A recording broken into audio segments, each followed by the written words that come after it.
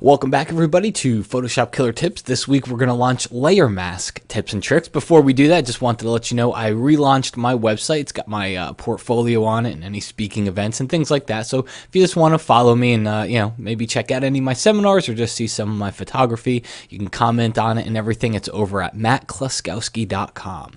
All right, so let's get that out of the way and talk about a layer mask tip. So this is one I use a lot for portrait retouching.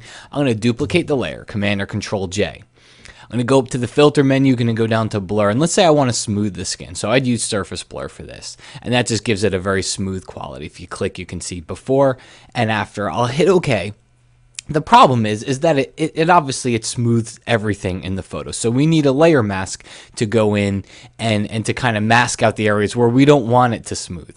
So a lot of times we'll add a layer mask just by clicking on the layer mask icon. But the problem is it adds the layer mask, and now I'd have to go through all the areas in the photo with a brush that aren't the skin and have to paint them in with black. Okay, and that's a lot of stuff here. So what you can do as a little tip here is instead hold down the Option key on the Mac or the Alt key on the PC and click that layer mask icon, and that adds the layer mask in hide mode. You could see it's automatically already black. So now I just take my white paintbrush and I just come in here and I start painting on the skin and all the areas that I want to smooth versus having to go through the entire photo and paint the whole thing on black except for the skin. So it's one of those things that's a judgment call. When you're going to add the layer mask, you just got to kind of realize, what's going to be more work for me? Is it going to be more work for me to paint things in black, or is it going to be more work for me to do the opposite